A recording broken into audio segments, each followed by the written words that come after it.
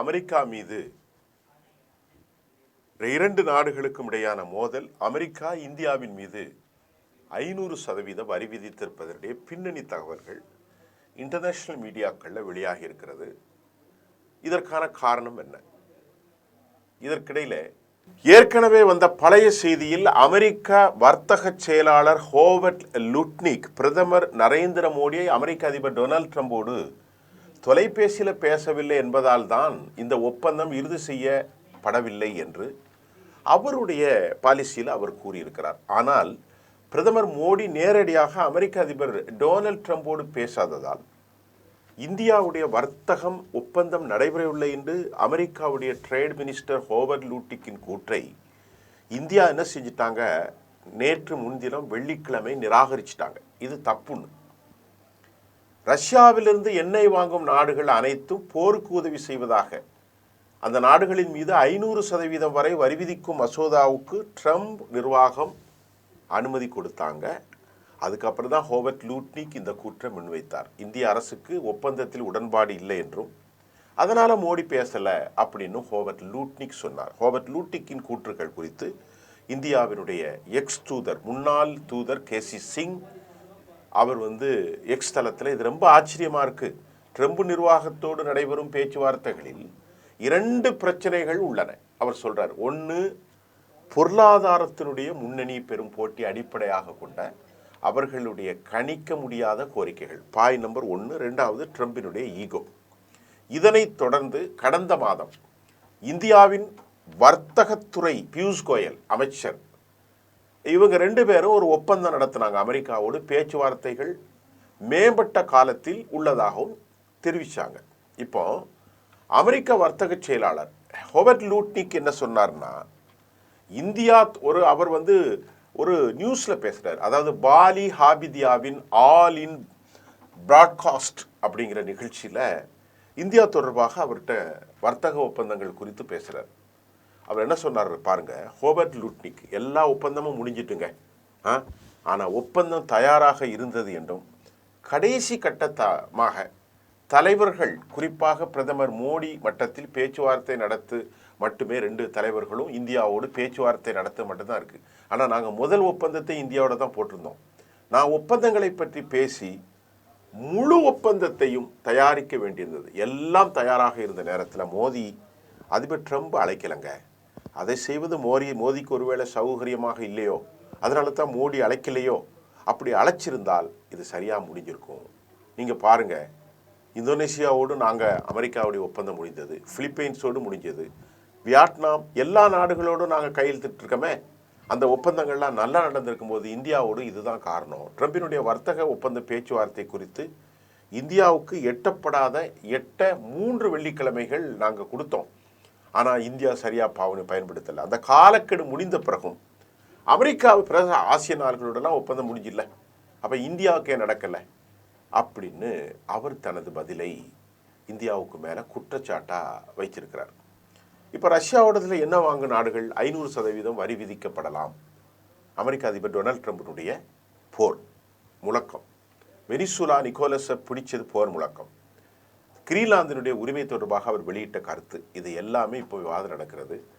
இதற்கிடையில் ரஷ்யாவிலிருந்து இந்தியா வாங்கக்கூடிய எண்ணெய் 500% வரி வரை விதிக்கப்படும் என அமெரிக்க அதிபர் தெரிவித்ததன் மூலம் ட்ரம்பினுடைய முடிவுகள் எங்கு செல்லும் அல்லது அவரது முடிவுகளுக்கு ஏதேனும் எல்லை உள்ளதா அப்படின்ன பல கேள்விகளை உலகம் முழுவதும் எழுப்பி வந்திருக்கிறாங்க. ட்ரம்பை தடுக்க முடியுமா? இப்போ நியூயார்க் டைம்ஸுக்கு ஒரு பேட்டி அளிக்கிறார் அமெரிக்க அதிபர் ட்ரம்ப். ஒரு பேட்டியில் தனது உலகளாவிய அதிகாரங்களுக்கு ஏதேனும் எல்லைகள் உள்ளவா என்று கேட்குறாங்க நியூயார்க் டைம்ஸ். ஆம், ஒரு விஷயம் மட்டும் உள்ளதுங்க, என் சொந்த நெறிமுறை, என் சொந்த சிந்தனை, அதனால் மட்டுமே என்னை தடுக்க முடியும், வேற யாரு சொல்லு நான் கேட்க மாட்டேன் அப்படின்ட்டார். யாரு? அமெரிக்க அதிபர் டொனால்ட் ட்ரம்ப். எனக்கு சர்வதேச சட்டம்லாம் தேவையில்லைங்க, நான் மக்களுக்கு தீங்கு விளைவிக்க முயற்சிக்கவில்லை.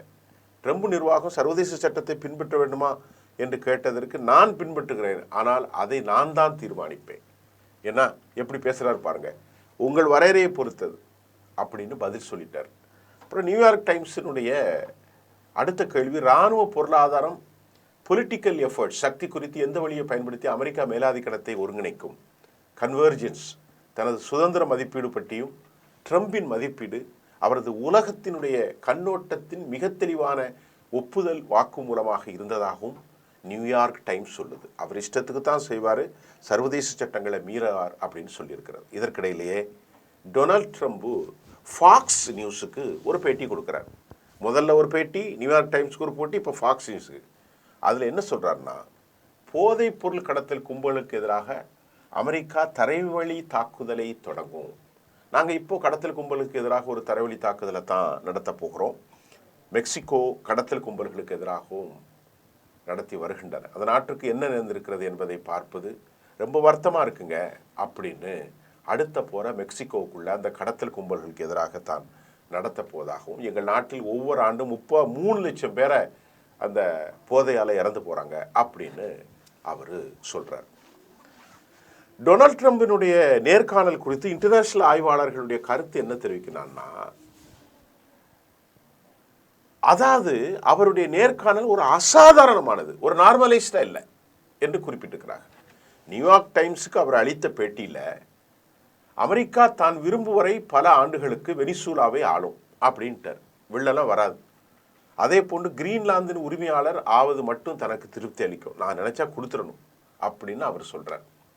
இப்போ அமெரிக்கா வெளிப்படைத்தன்மை, அமெரிக்க அதிகாரத்தின் வரம்புகளை சர்வதேச சட்டம், விதிகள், தணிக்கை முறைகள் தன்னை கட்டுப்படுத்தாது என்பதை ட்ரம்ப் சொல்லிட்டார். அமெரிக்க இராணுவ பலத்தை பயன்படுத்திலேருந்து உங்களை தடுக்க ஏதாவது வழி இருக்கா அப்படின்னு கேட்டால் அவர் எனது சொந்த அறநெறி, எனது சொந்த சிந்தனை, இது ஒன்று தான் தடுக்க முடியும், சர்வதேச சட்டமெல்லாம் தடுக்க முடியாதப்பா அப்படின்னு அவர் சொல்லிட்டார். இது ட்ரம்பினுடைய தெளிவான உலக கண்ணோட்டம், ட்ரம்பினுடைய தெளிவான தேசிய நலன்கள் என வரும்போது அவர் சட்டத்திற்கு எப்போதுமே முக்கியம் கிடையாது. அக்ரிமெண்ட்டு சட்டம்லாம் கிடையாது. எல்லா நிறுவனங்களும் கைவிடப்படும், அதிகாரம் மட்டுமே ஆட்சி செய்யும். ட்ரம்பினுடைய உலகத்தில் சாவரின் இறையாண்மை என்பது நாடுகளுக்கோ அல்லது மக்களுக்கோ சொந்தமானது அல்ல, அதை கைப்பற்றும் அதிகாரம் யாரிடம் இருக்கிறதோ அவர்களுக்கு சொந்தமானது என்றார்.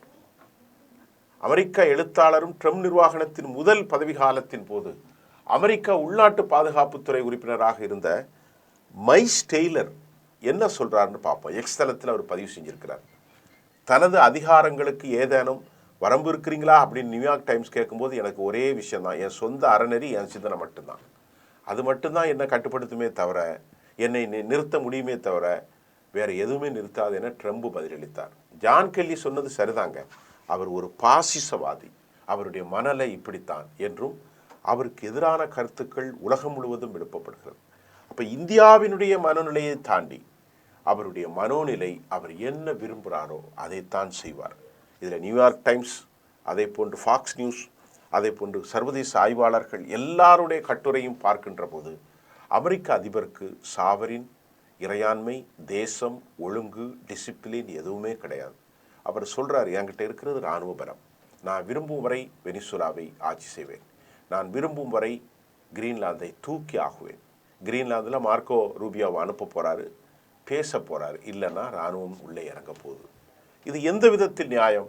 இதற்கு உலகம் ஒன்று கூடி ஒரு தீர்மானத்தை எடுப்பதற்கு பதில் யூரோப்பிய யூனியன் டபுள் ஸ்டாண்டிங்கில் இருக்கிறாங்க. ஈரான் ஒரு சாவரின் தேசம், ஈரானுக்கு பக்கத்தில் இருக்கக்கூடிய இஸ்ரேல் அணுகுண்டுகளை வைத்திருக்கிறது. ஆனால் அந்த நாட்டுக்குள்ளே நுழைந்து குண்டை போட்டு மக்களை படுகொலை செய்யும் அரசியலையும் தூண்டிவிடும் அரசியலையும் செய்கிற போது ஈரோப்பா அமெரிக்காவின் பக்கத்திலே நிற்கிறது. ஈரோப்பாவின் பல நாடுகள் இஸ்ரேலின் பக்கத்தில் நிற்கிறார்கள்.